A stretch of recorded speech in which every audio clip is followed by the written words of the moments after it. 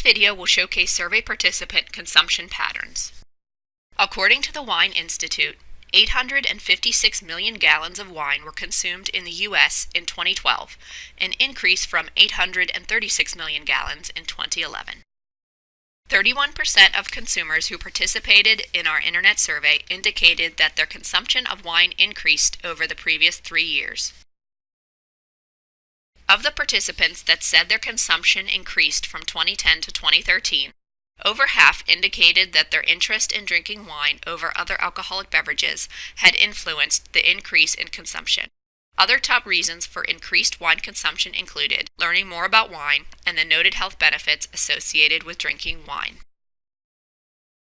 Only 3.2% of participants indicated that access to certified organic and sustainable wines was a contributing factor to their increase in wine consumption.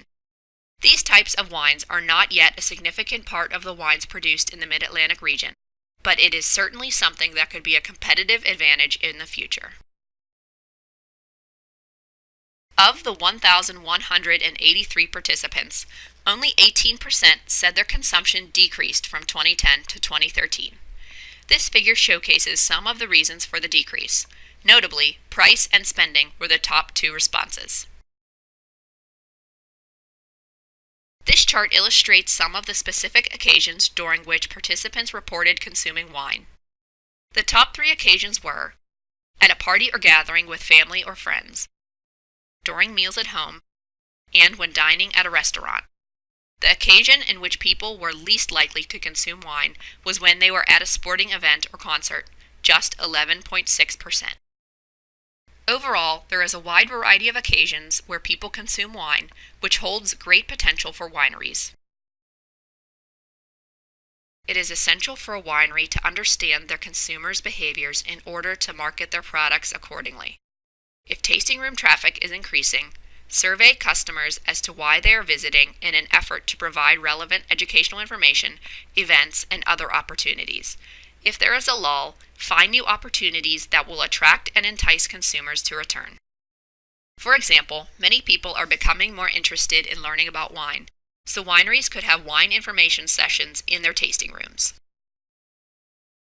Another example could relate to the new skinny wine interest among consumers.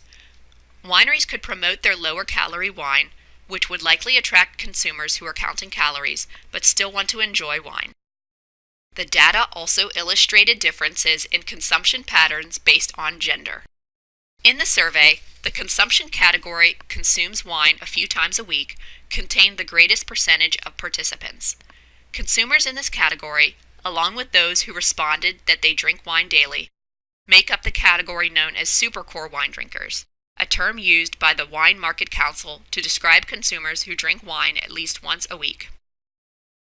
Other consumption categories with approximately 20% of participants included those who consume the beverage about once a week and 2 to 3 times a month.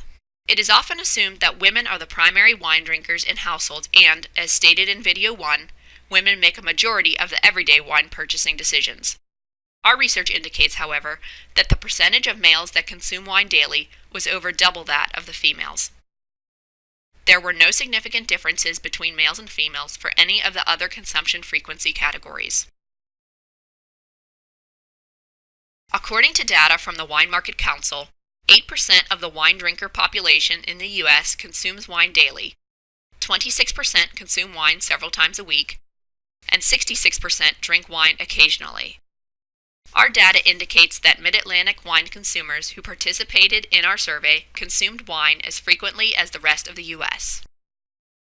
Do wineries really need to market differently to men and women? Other research has indicated that men and women do indeed have different interests when it comes to wine, including varietals.